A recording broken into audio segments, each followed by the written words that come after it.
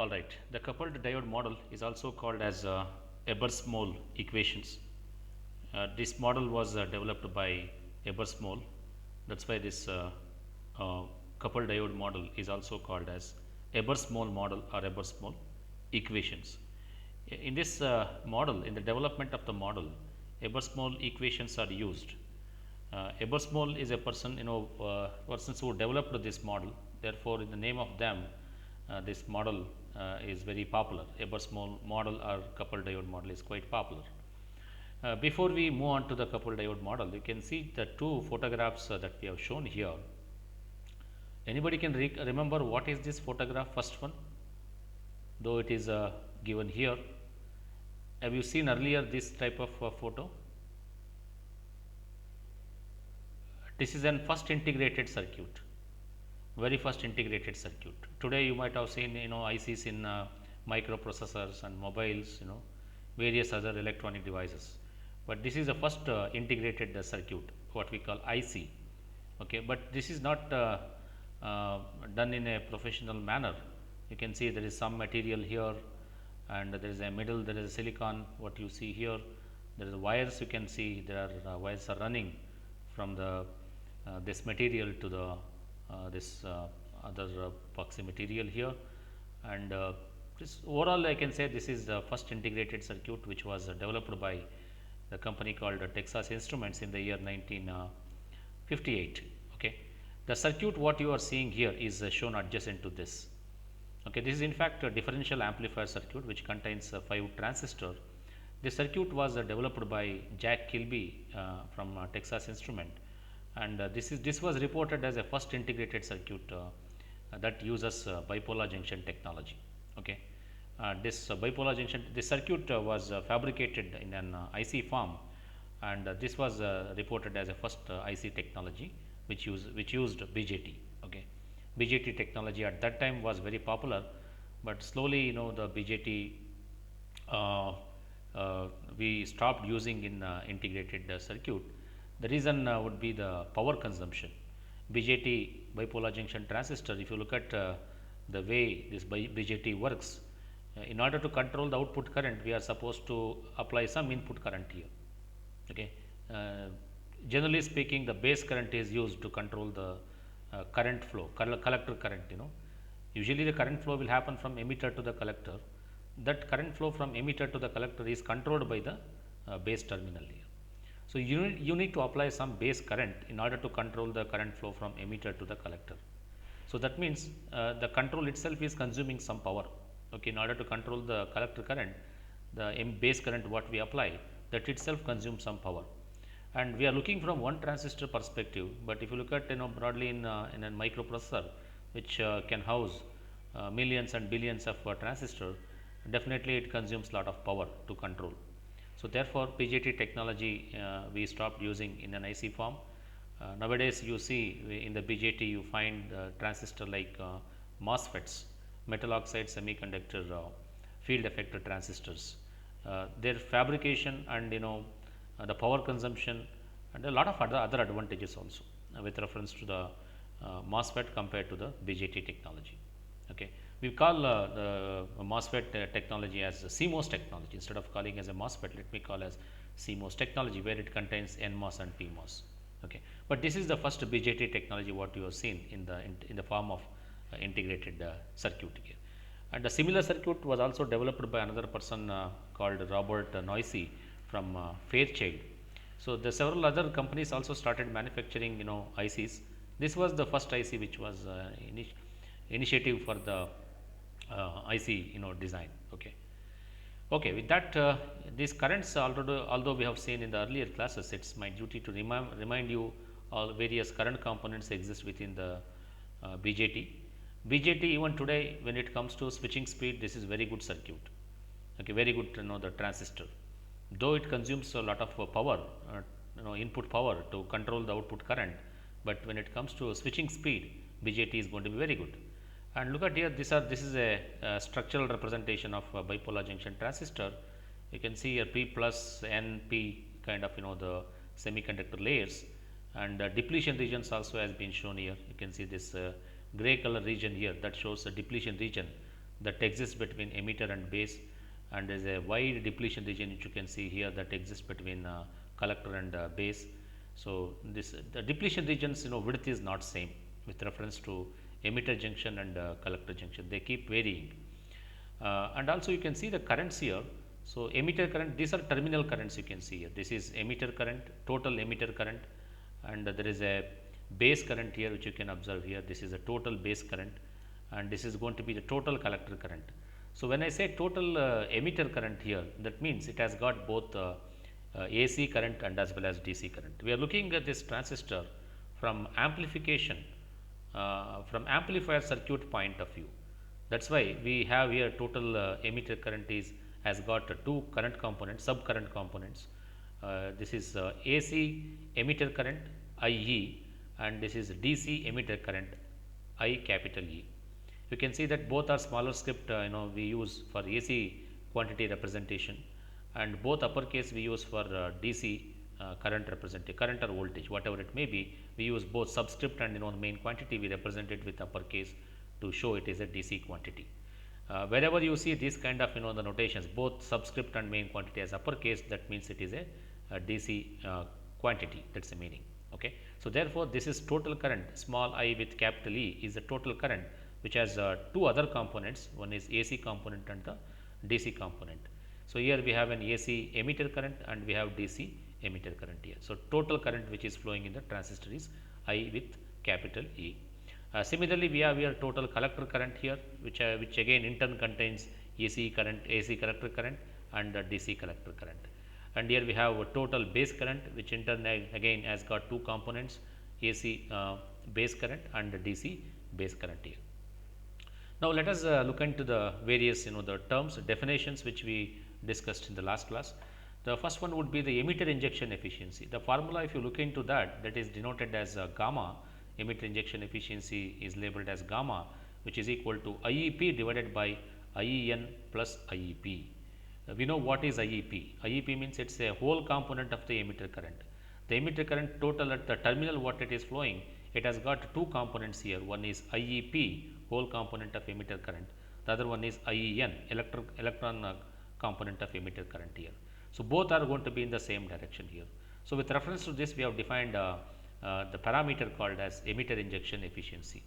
Okay, emitter injection efficiency gamma is given by this formula. So, you need to remember this the formulas, so that it is useful for you to solve some exercise and worked examples from the textbook as well. Okay. Another formula which we have studied, discussed is base transport factor.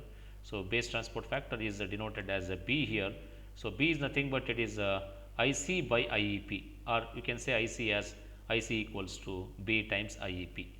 So, the collector current is now is base transport factor times the whole component of the emitter current here. So, that is the formula for base transport factor. And we have here total base current, terminal base current here, what we are seeing is has got again two subterms here, IEN, which is nothing but electron component of the emitter current, plus 1 minus B. Okay, so, this is nothing but recombination component here, 1 minus B, that is again multiplies with IEP. This is nothing but electron component of the whole component of the electron emitter current here, that is IEP. Okay. So, this is the expression for total base current flowing in the base terminal here. Okay. Next, other two factors what we have is current transfer ratio. This is very important again. Current transfer ratio is denoted as alpha, and by definition it is IC by IE. It is a ratio of total collector current to the total emitter current here. And if in turn if you substitute for IC as B times IEP, we have already discussed this B times IEP here, IC, and IE total emitter current as IEN plus IEP, we can simplify this formula to B times gamma, where gamma is nothing but emitter injection efficiency here. Therefore, the formula for current transfer ratio alpha equals B times gamma. And lastly, we have what is called as amplification factor. So, whenever we use a BJT for amplification point of view, so beta is very important here. So, beta for a transistor is going to be generally in terms of 200 or 300, it is something like this. It is a large value beta. Okay, it is not a small value like alpha. Okay, beta is a large value.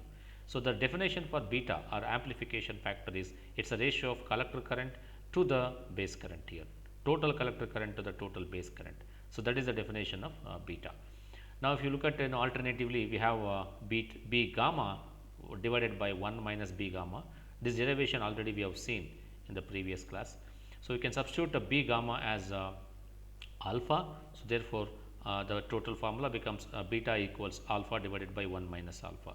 So, alpha will be tending to unity. So, therefore, when this tends to unity, denominator becomes 0, therefore, beta becomes infinity. So, that means beta ideal value is going to be infinity, but practically its value is going to be very large. Larger the beta value, that means BJT is doing a very good amplification. That is the meaning of this, that denotes BJT is good for amplifiers here. Generally, when we choose transistors for amplification, we prefer beta value to be a larger, okay, so that you get larger signal at the output. Okay, so that is a procedure what we have when we design an amplifier circuit. Okay. So, with this current components, let us move on to the coupled diode model. We will see what exactly this coupled diode model. Probably if you look at my handout, these current components are discussed in detail. For your reference, I would like to show this current CO from the handouts which has been taken here. You can see here, these are the current components here. Okay.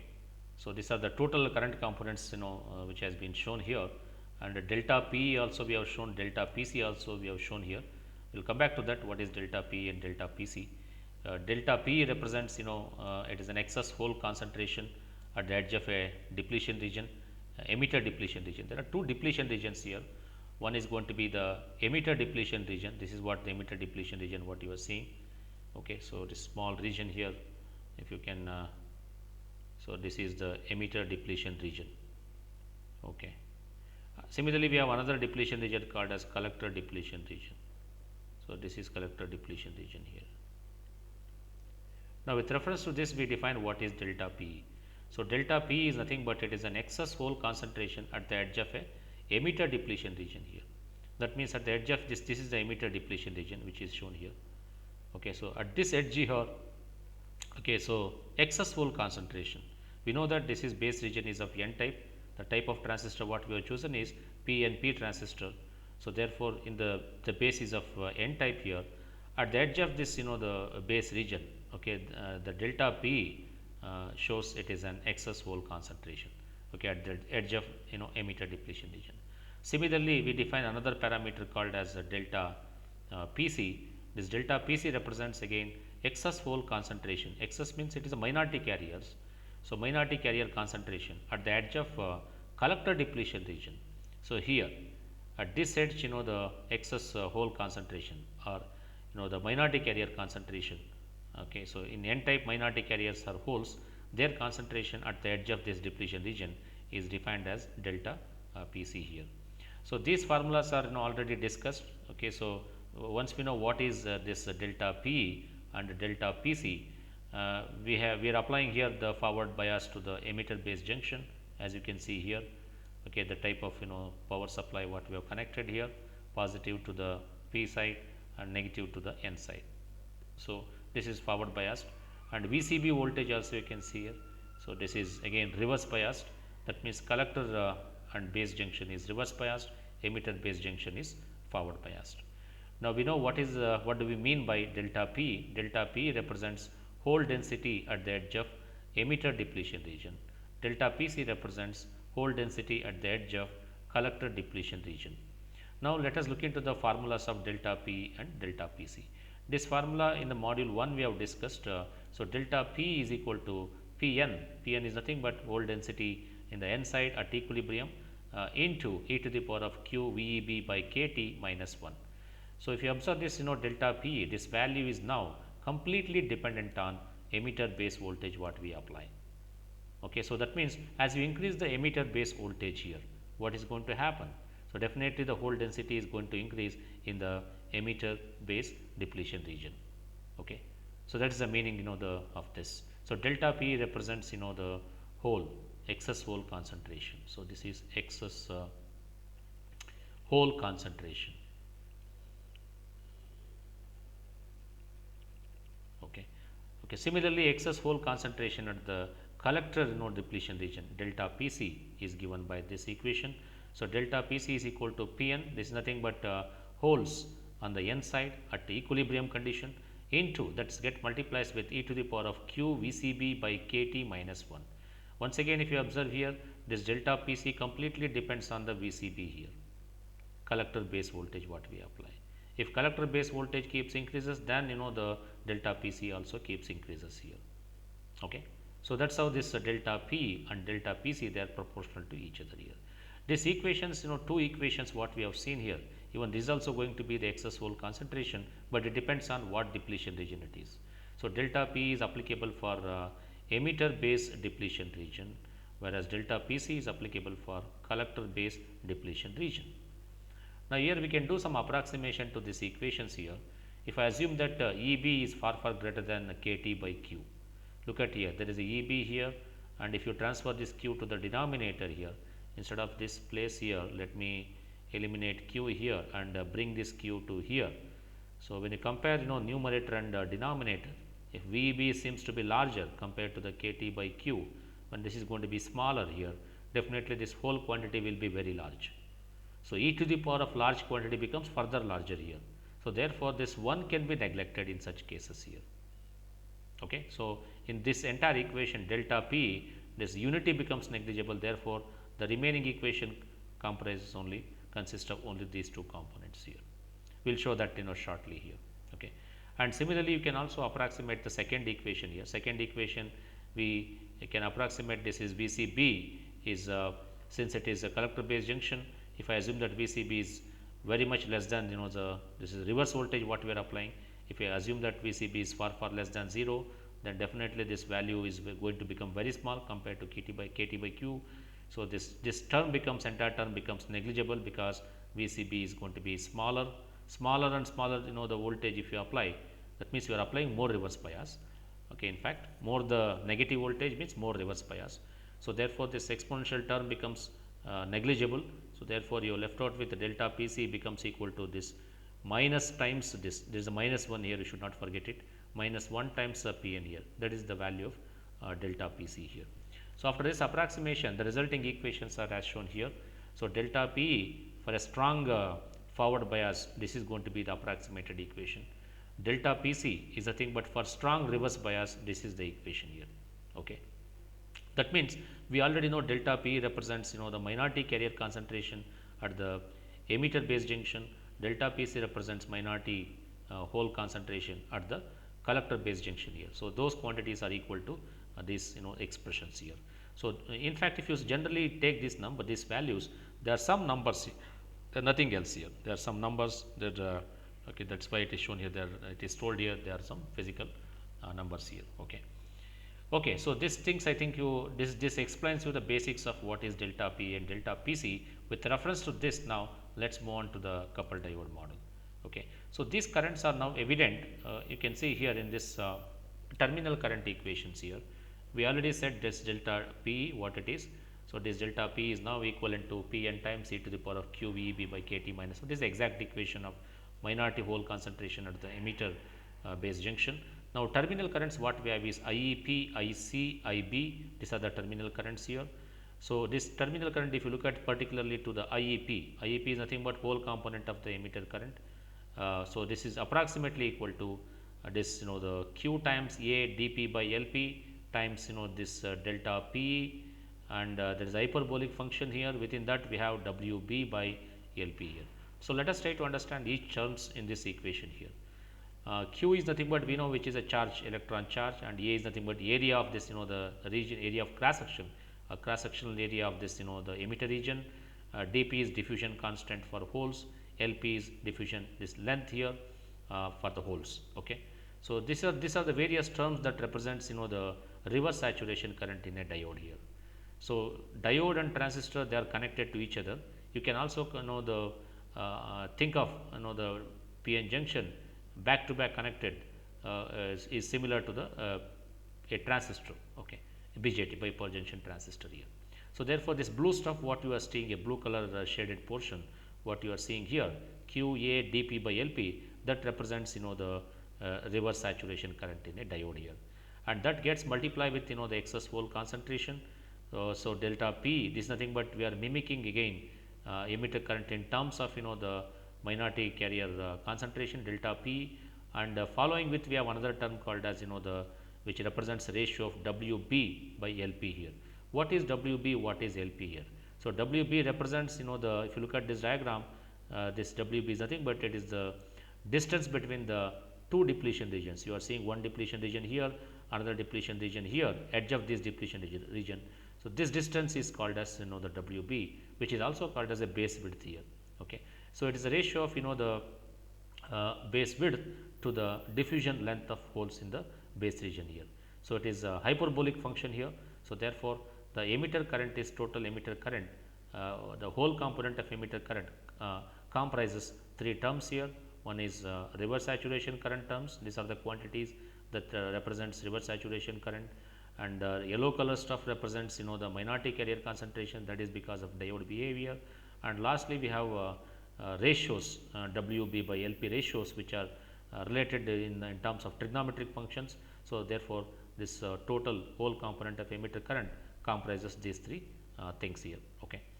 So all right, this equation, though we have seen in the module 2 with reference to the PN junction, we will make use of that in the developing this coupled diode model.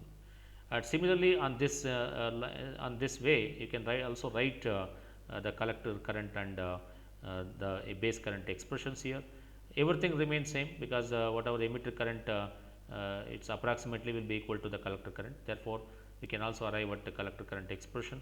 So QA dP by LP into delta PE.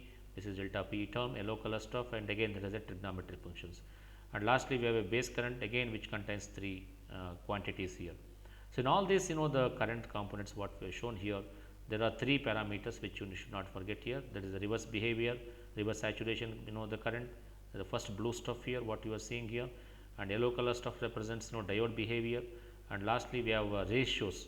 Okay, so which is WB by LP ratio in all the current components, that represents the base width to the diffusion length of holes, and they are related in terms of trigonometric functions here. Okay. So okay, with this, let us look into the other aspects of this coupled diode model. You are seeing here a PNP plus NP transistor, which is forward biased with emitter base junction and reverse biased collector base junction.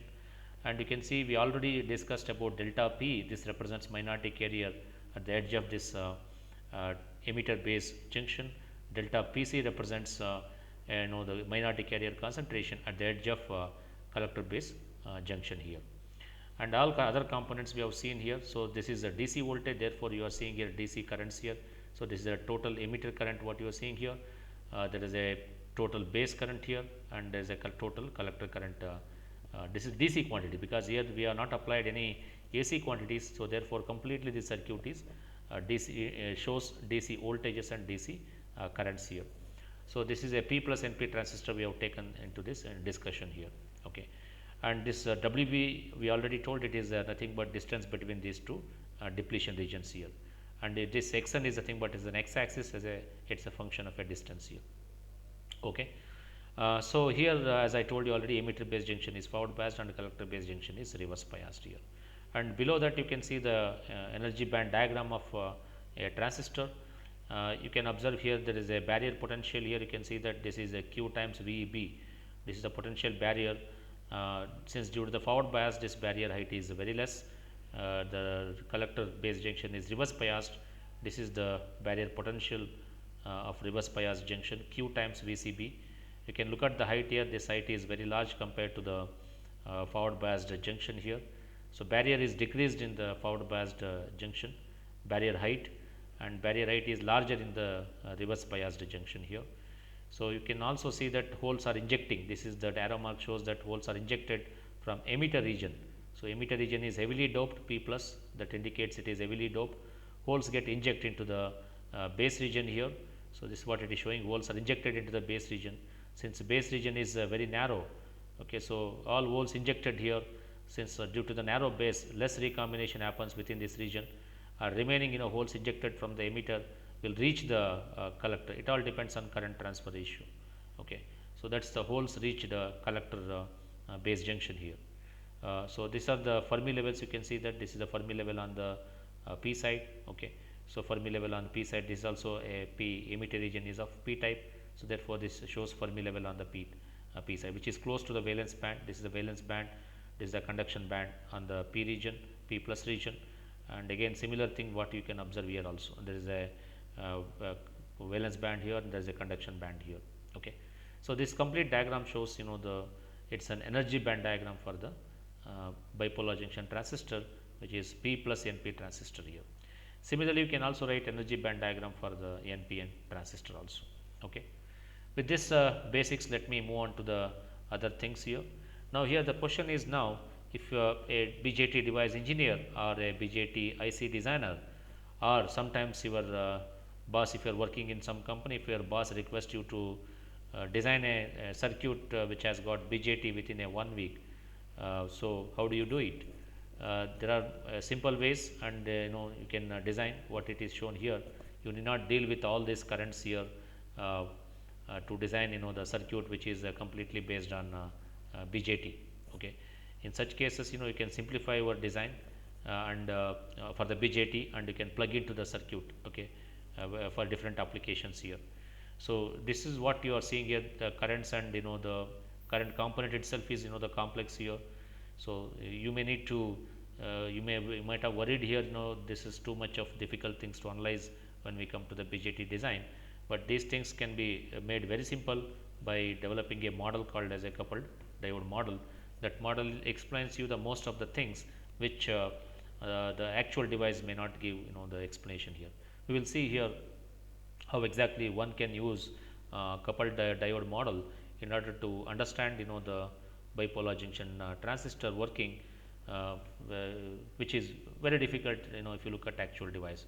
Though we explain here by taking structure of BJT, and we expand in the working of this through the energy diagram, and the current components we expand to the mathematical expressions here, but it looks like complex generally, but there are better ways to understand the BJT structure and the working principle of BJT. One such the simpler way is the coupled diode model. Okay, let us look into the coupled diode model. What it is coupled diode model? So here you can see that generally so far what we have assumed is emitter based junction is a forward biased, and collector based junction is reverse biased here. If I ask you a question here, is there any alternate biasing schemes? Why we are mainly focusing on forward biasing emitter based junction and reverse biasing collector based junction? Because this kind of bias is well suited for some applications like amplifiers here. That's why we started with forward biasing the emitter based junction and reverse biasing the collector based junction. If you look at different scenarios, these junctions you need not always forward bias and reverse bias like emitter base and collector base. You may even bias it with the different cases. Okay. So now question is, now if you want to try to understand the BJT working, say for these different quantities. Suppose if I write here emitter based junction, on other side you have a collector based junction. These quantities so far what we have discussed is emitter based junction forward biased, collector based junction is reverse biased here. Okay, but if you look at other cases here, there can be possibility like emitter based junction reverse biased, collector based junction forward biased. This is one possibilities. Another possibility is they both can be forward biased. Okay, this also possibility can exist, and even both can be reverse biased also. Okay, these are the various possibilities that can exist here. Now what the current levels and voltage levels that we have discussed is now applicable for this. Okay, this condition I mean. Okay, so where emitter based junction is forward biased and collector based junction is reverse biased.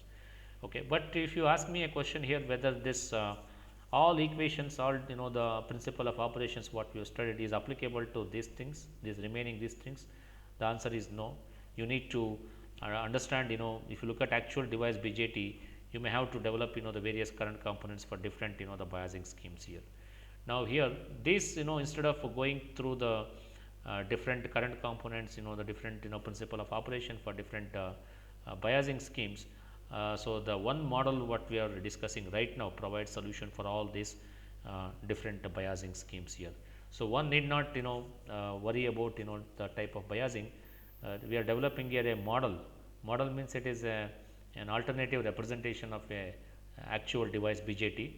So that model what we are developing here, that gives solution for uh, uh, for all this, the different biasing schemes here, which actual device may not give it. So, these models are going to be very powerful, and you can even better understand the device by looking into the models. So, what this mean here, last point here is, though we have alternate biasing schemes here, you need not repeat all derivations again. If you have an actual device, definitely you have to repeat it, but the model what we are developing here, that will not allow to repeat our equations for different biasing schemes. So, the model what we are developing is going to be very simple circuit model, and that fits into different biasing schemes, and you can easily understand, analyze the things under different biasing schemes. Now, that model, the simple circuit model what we are trying to convey here is called as a coupled diode model. So, a coupled diode model for a bipolar junction transistor, this model is applicable for bipolar junction transistor, and this model provides a solution for the various bias schemes that we have shown here, more than one in a single model. So, that is why this was developed by Ebermole, synthesized by Ebermole equations.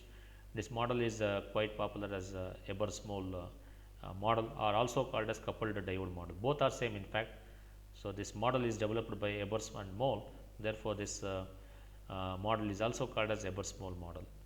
Okay, so there are many models people have come out with for the BJT, but this model is quite popular, and it explains you the current components and currents and voltages, how they are connected for various bias schemes here. So, here we are going to discuss only one model, which is nothing but the coupled diode model. If you ask me, there are other models like hybrid model, and there is a RE model, and there are models with for low frequency, models for high frequency, and there are variety of models. See, researchers have been come up with for BJT, but here in our syllabus we are going to discuss, focus mainly on the coupled diode model, but there are other models for the BJT also, which one should not forget it. Okay. Now, why this model is called as a coupled diode model? The reason is, you can see here, there is in this model, the whole model looks like this. Okay. If you observe this model for a BJT, this is a emitter terminal of a BJT, there is a base terminal, collector terminal, and we have constructed the BJT, the model of a BJT, using simpler components like diode here, which you can see PN junction, there is another diode here. So, these diodes are connected at one common point here, they are coupled to the common point here, that is why the name is called as a coupled diode model. Okay. And also, apart from diode, what you see is the dependent current sources here. This is a symbolic representation of dependent current source here, there is one current source here, another current source here. So, they are also plugged at a common point, which is nothing but base point here. Okay. Now, this complete model is nothing but a model for the BJT, and this model is called as coupled diode model. Okay. Though other models exist, but here mainly we focus on the coupled diode model here. Okay. Because we can why this is called coupled diode model, we already explained it, because we can solve the case for PN and NP diode. There is a diode for in the PN region, and there is a diode for NP region also, and this together is coupled at one point, and this complete model is for the PNP transistor. You can also write the model for NPN transistor also. Okay. Now, let us look at the base region. Under some conditions we have not yet considered, and definition of some new terms also to be considered here. What are those things here? If you look at this whole term, it seems to be in the beginning it is complicated, because you may ask a question here, even though we are saying here that it is a simple circuit model, but the things what you are seeing inside this, the mathematically if you look at it, is going to be complex. Okay, to see things within this the model, but the end results what you see after developing a model, the results what you see is going to be very simple. Okay.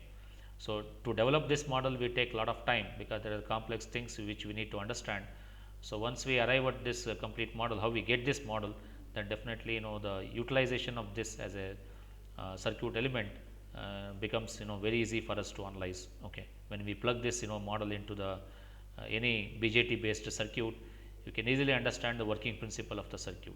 Okay. But compared to the actual device, this is far better. Okay. Okay. In actual device, we may not able to understand the currents that exist within each regions, and how they are connected with the terminal currents, and how they know that it varies with terminal voltages. So those things in actual device it is very difficult to analyze. But here, so since within the BJT we have we have modeled BJT like a diode and a current source. So this is easier for us to understand the things. Okay, let's look at now this various things here. Let me remove these things here. Some things in last class what we have discussed, it is there here. Okay.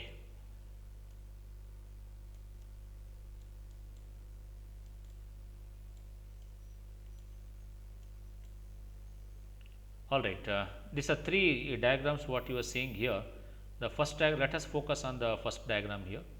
Okay, I'll go back to the first diagram. So in first diagram you can see in all these three diagrams, the type of transistor what we have used is a P plus NP transistor, that is common, and the voltages what we apply, what we have shown here is VEB, voltage applied between emitter and base. VCB is the voltage applied between the collector and the base here. This is same with reference to other transistor structures. So for the first region is emitter region, and there is a collector region and the base region. In the first structure what you are seeing is emitter base junction is forward biased, and collector base junction is reverse biased. That is what you are seeing here. Okay, so this is the collector base junction. Look at the type of voltage what we applied here, minus to the P side, plus to the N side here. That means it is reverse biased, collector base junction, and emitter base junction is forward biased here. So in a nutshell, if you want to explain the whole movement within this, holes are injected from the emitter region to the base region here, and within the base, since it is narrow, little recombination happens here that allows that give rise to the base current here. Remaining holes are injected into the collector here. Okay, so collector collects the holes injected by the emitter here. So emitter is doing emission job or emitting job, and the collector is doing the collecting job with this type of bias here. Okay, and there is a depletion region within the base we have shown as a WB, and below you are seeing here it is a graph here that shows hole density within the base region here. 0 means this is a x axis, which is 0 means this is the edge of this base region, that is shown as 0 here, and as you move towards the collector, you can see the hole density here keeps decreasing here. Okay, what may be the reason hole density, why it decreases as you move from emitter region to the collector region? Any idea?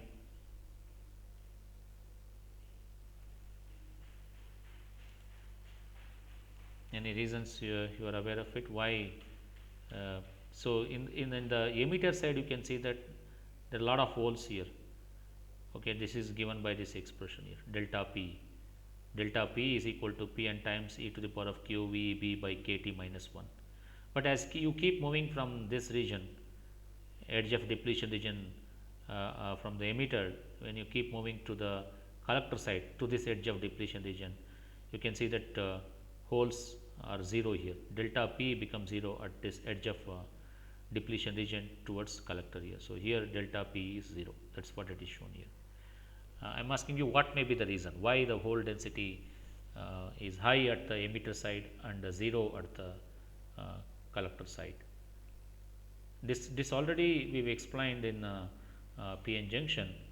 Here it becomes easier for us to understand why this hole density decreases here. As we said already, this emitter base junction is forward biased. Lot of holes here are injected into the base region here. So lot of holes are injected into the base region here.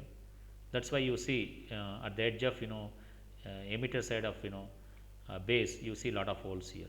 And as holes keep moving to the collector side here, you can see here the hole density keeps decreases. Reason is all holes which are coming to this side are swept into the collector here. So there is a strong electric field in this reverse biased collector junction here.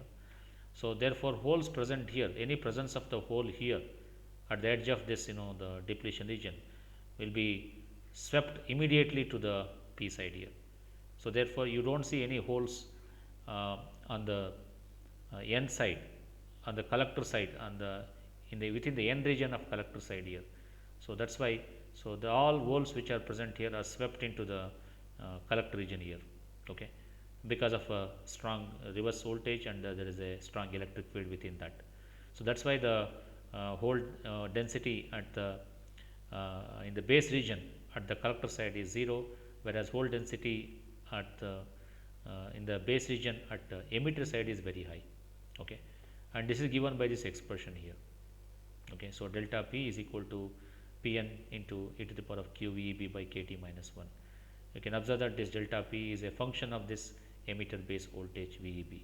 More the emitter base voltage, more this height will increase, okay. So delta P will increase here, okay. So this is what we have seen here with reference to the emitter base junction forward bias and collector base junction reverse bias. This mode of operation is called as a normal mode, okay. So when we set this BJT with this type of bias, the type of mode what we call is normal mode here. So this is called normal mode, okay. Okay, now let us look into the other modes. An inverted mode, what you are seeing here. In the inverted mode, we are going to reverse bias the emitter base junction.